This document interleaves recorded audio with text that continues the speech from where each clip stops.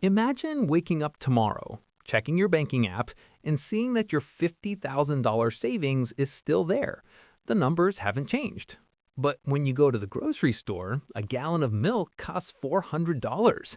You try to gas up your car and the pump tells you transaction declined.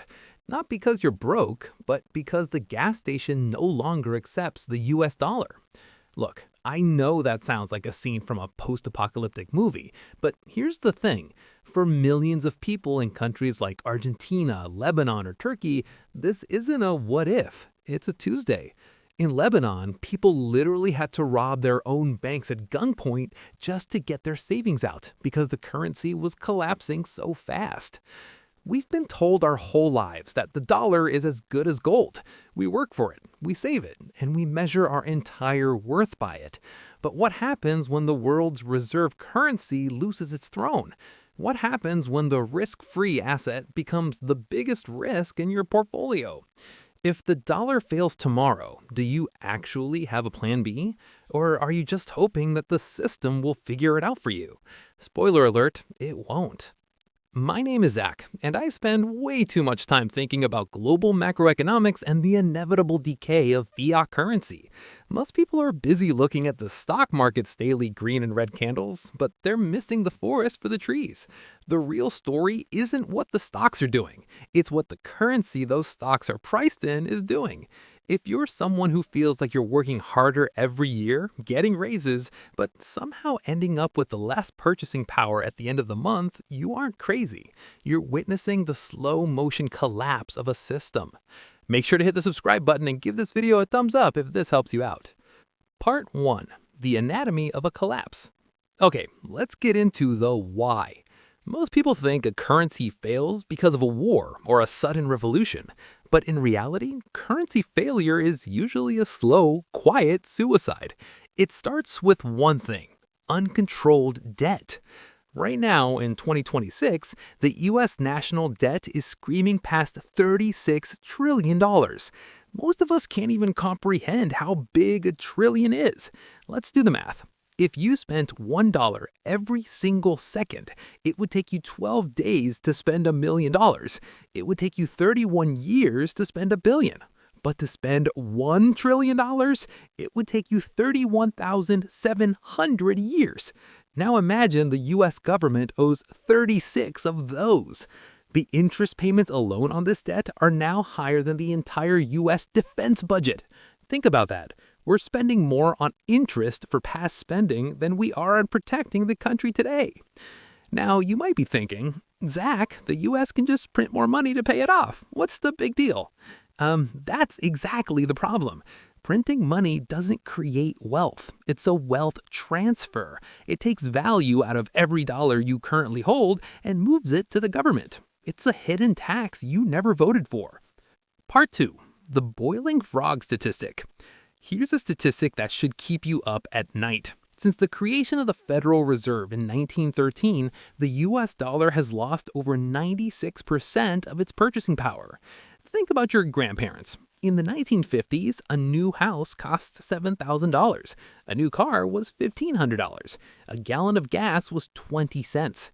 Did those things get more valuable? No, the dollar just got weaker. It takes more dollars today to buy the exact same brick, wood, and steel. We don't notice it because it happened at 2% or 5% a year. It's the boiling frog effect. If you throw a frog in boiling water, it jumps out. But if you put it in cold water and turn up the heat slowly, it sits there until it's cooked. But here's where it gets scary. Between 2020 and 2024, the US printed nearly 40% of all dollars in existence. That isn't slow heat, that's a blowtorch. When you increase the supply of money that fast without increasing the goods and services, you get the massive inflation we're seeing in 2026.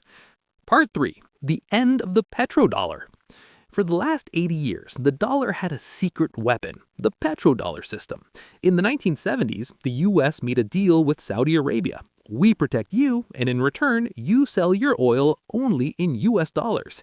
This meant every country on Earth, Germany, Japan, China, had to keep piles of US dollars just to buy energy. This created a global demand for our currency that allowed us to print as much as we wanted without seeing immediate hyperinflation. But look at the headlines today. The BRICS nations, Brazil, Russia, India, China, South Africa, are now inviting countries like Saudi Arabia and the UAE to join them. They're openly talking about trading oil in yuan, rupees, and even a new BRICS gold-backed currency. If the world stops needing dollars to buy oil, all those trillions of dollars held overseas will be flooding back to America. Imagine 50 years of printed money all trying to buy houses and bread in the US at the same time. That is a definition of a currency crash. Part 4. The math of misery and the Cantillon effect. Let's look at the math for your personal life, because numbers don't care about your feelings. Let's say you have $100,000 in a high-yield savings account, earning 4%. You feel smart. You think your money's growing. But if the global crisis causes inflation to stay at 9%, which is very possible in this environment, your real rate of return is actually negative 5%. Real return equals 4% interest minus 9% inflation equals negative 5%. In 1 year, your $100,000 becomes $104,000 on paper, but that $104,000 only buys what $95,000 bought a year ago. You worked hard, you saved, you did the right thing, and the system still took $5,000 of your life away. This leads us to the Cantillon effect. This is a 300-year-old economic theory that says whoever is closest to the money printer wins. When the government prints money, the banks and big corporations get it first. They spend it while prices are still low. By the time that money trickles down to your paycheck, prices have already risen. The rich get richer by literally stealing your time. Part 5. The Plan B checklist. So, what's the Plan B? A real Plan B isn't about getting rich quick. It's about wealth preservation. 1. Hard assets, the anti-dollar. You need things the government cannot print. Gold and silver have been the ultimate Plan B for 5,000 years. In every currency collapse, from ancient Rome to Weimar Germany, gold has never gone to zero. If you had an ounce of gold in 1920, it could buy you a high-quality tailored suit. Today, that same ounce of gold still buys you a high-quality tailored suit. The gold didn't change. The paper money did. 2. Decentralized digital assets. Bitcoin is the digital gold of the 21st century. It's the first asset in human history where we know exactly how many will ever exist. 21 million. No politician can print more. No bank can freeze it. If the traditional banking system goes through a holiday, which is a fancy word for we locked your money, Bitcoin remains accessible 24/7. 3. Productive equity and land. Own things that produce value. A farm will grow corn whether it's priced in dollars, yuan, or gold. A great company like Apple or Google will still sell products. Your cash is a liability. Your assets are your freedom. Part 6. The final verdict and action plan. Now, I'm not saying the dollar will disappear by next Friday. It might stay the king for another 20 years, but the risk-to-reward ratio has shifted. In the past, keeping cash in a bank was safe. Today, keeping 100% of your net worth in one fiat currency is a massive gamble. Here is your 3-step action plan. Stop being 100% cash. Audit your net worth. If you're 90% in cash and stocks, you're 90% exposed to the dollar. The 10% insurance rule. Move 10% of your wealth into physical gold or Bitcoin. Think of it like fire insurance. You hope your house never burns down, but you pay for the insurance every month just in case. Invest in the asset between your head. In a total collapse, your skills are your currency. A plumber or a doctor will always be able to trade their time for food. The dollar might be the world's reserve currency, but you should be your own personal reserve. Most people will watch this video, feel a little bit of anxiety, and then go back to scrolling. Don't be most people. Take one small step today.